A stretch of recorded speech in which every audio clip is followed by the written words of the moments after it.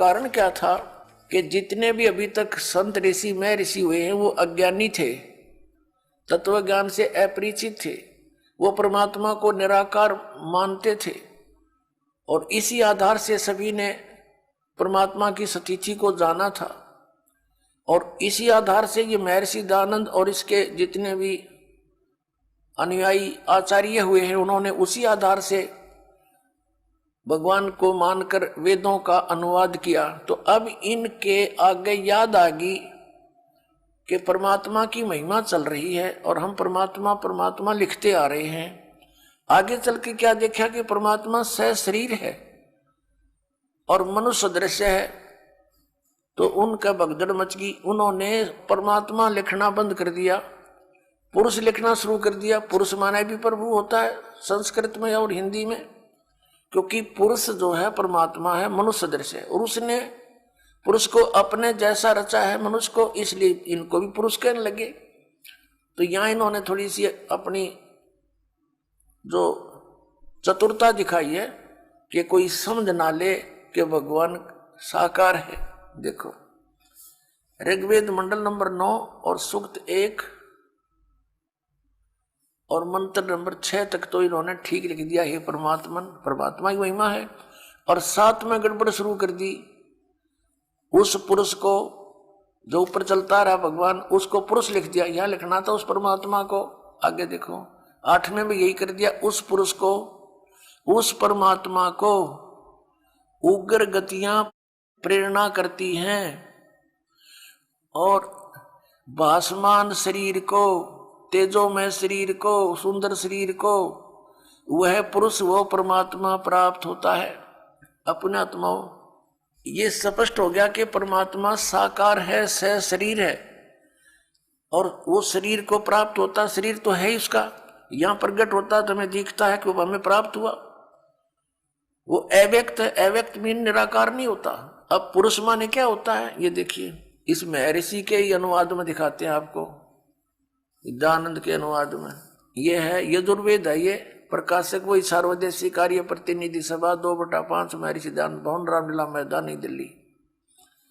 ये दयानंद सरस्वती द्वारा कृत है, ये अनुवाद किया है इसका और ये मुद्रक वही है। अब यजुर्वेद के अंतिम अध्याय का अंतिम मंत्र में इसने स्वयं लिखा पुरुष माने परमात्मा। ये देखो ये यजुर्वेद है वही, भाषा भाष्यम 44 अध्याय 49वां अध्याय मंत्र नंबर 17। इसके अंदर ये पुरुष शब्द है, पुरुष, इसका अर्थ इन पुरुष है माने पूर्ण परमात्मा।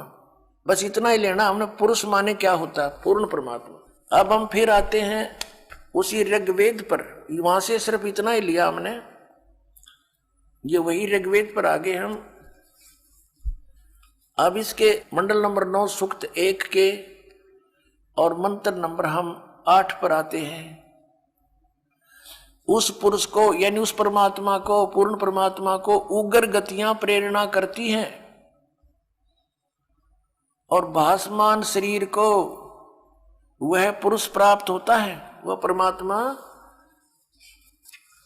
भासमान शरीर को यानी सुंदर शरीर को प्राप्त होता है, जिसमें 3 प्रकार से दूसरों का वारण माने धारण पोषण करने वाला मधु में शरीर मिलता है।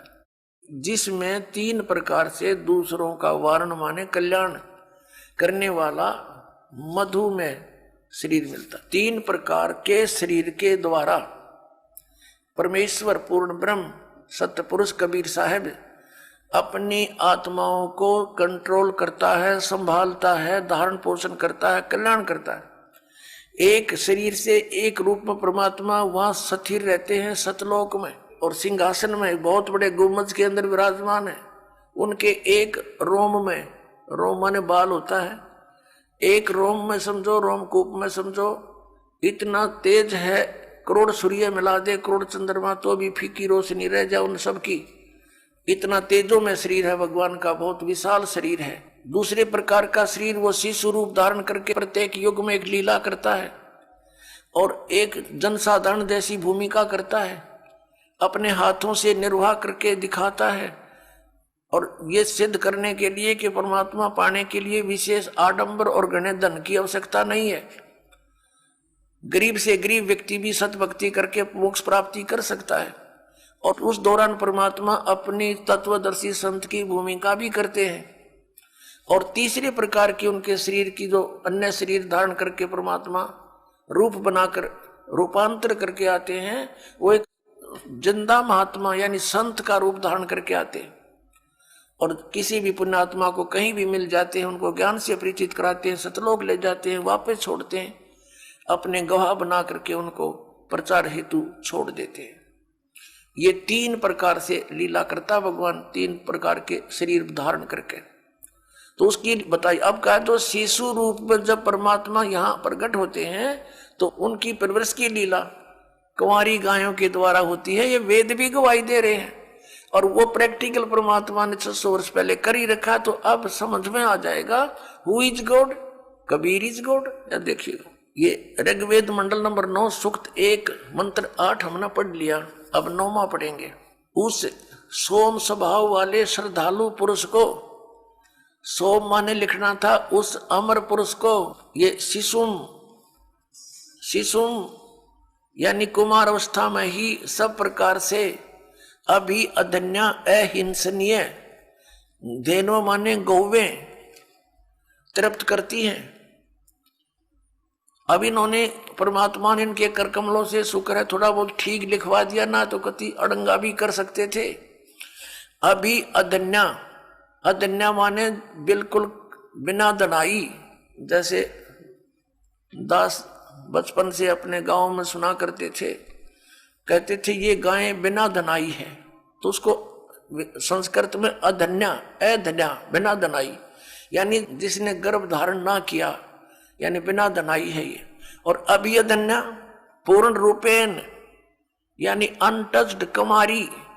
अभी अधन्या माने कुंवारी गौओं के द्वारा, वो कुंवारी गायें दूध देती हैं, उससे भगवान की परवरिश की लीला होती है, वो तृप्त करती है उसको।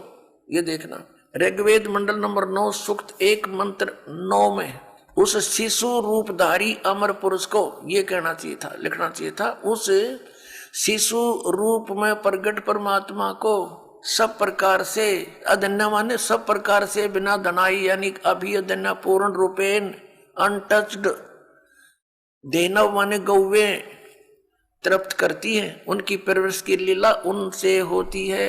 बोलो सतगुरुदेव की जय।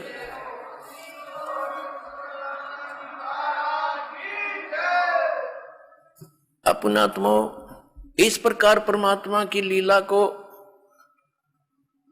और प्रमाणों को देखकर हम बहुत आसानी से समझ सकते हैं कि कौन है वो सुप्रीम गॉड, वो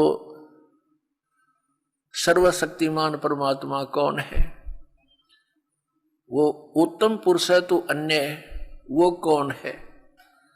तो वो कबीर देव है, वो कबीर साहब है जो बनारस में काशी में धानक रूप जुलाहे रूप में लीला की और अपने तत्व ज्ञान का प्रचार किया।